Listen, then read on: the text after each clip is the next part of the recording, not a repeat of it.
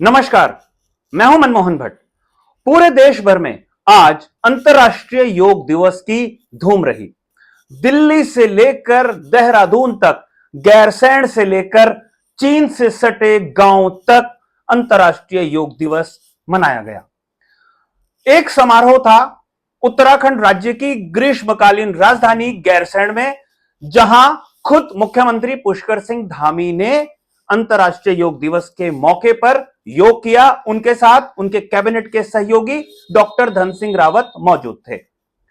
देहरादून में एक और समारोह हुआ, जहां पर देश की राष्ट्रपति द्रौपदी मुर्मू मौजूद थी। उनके साथ उत्तराखंड के कैबिनेट मंत्री सुबोध उनियाल मौजूद थे।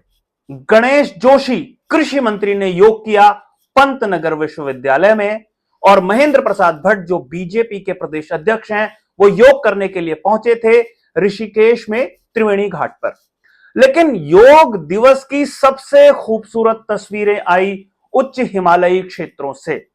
ये वो क्षेत्र हैं जहां पर सेना और पैरामिलिट्री फोर्स के जवान तैनात रहते हैं, देश की सीमा की रक्षा करने के लिए तैनात रहते हैं।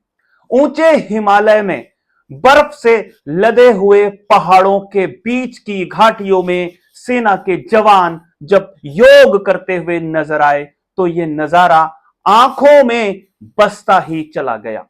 इन खूबसूरत दृश्यों के साथ जो भी इन तस्वीरों को देख रहा है, उसे अंदाजा होगा कि हिमालय का खूबसूरत वातावरण योग के लिए कितना मुफीद है।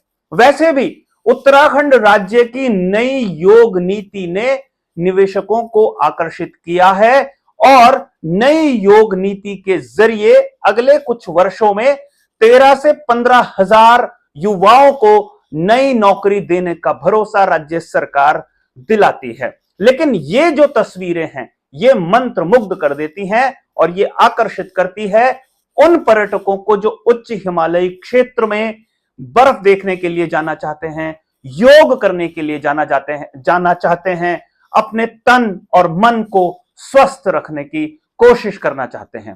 जब ये तस्वीरें इंटरनेट मीडिया पर, सोशल मीडिया पर दिखाई देने लगी तो हर कोई पूछने लगा कि ये तस्वीरें कहां की हैं। ये तस्वीरें हैं चीन की सीमा से सटे गांव की। वाइब्रेंट विलेज योजना उत्तराखंड और भारत सरकार मिलकर चलाते हैं, और इसके तहत ये वो गांव हैं जो बिल्कुल चीन की सीमा में हैं, और वहां पर पर्यटन गतिविधियों को बढ़ावा देना है, आयुष ग्रामों को बनाना है, ताकि जो रोजगार का सृजन है वो ऐसे क्षेत्रों में हो सके जो बहुत पिछड़े हैं, जहां पहुंचना बहुत मुश्किल है। लेकिन अगर पर्यटन की गतिविधियां बढ़ेंगी तो इन क्षेत्रों का विकास होगा। जब इन क्षेत्रों का विकास होगा तो यहां की अर्थव्यवस्था, जाहिर सी बात है, मुख्य धारा की अर्थव्यवस्था के साथ कंधे से कंधा मिलाकर आगे बढ़ सकेगी। इन तस्वीरों ने खूब मन मोहा है।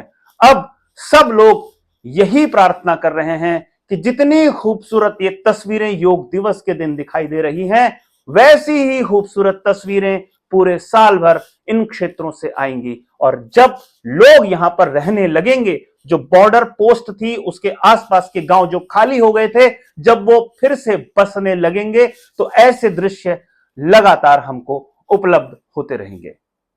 अभी के लिए साथियों इतना ही। अगली किसी विशेष रिपोर्ट में आपके सामने हम फिर से हाजिर होंगे। तब तक हमें इजाजत दीजिए। नमस्कार।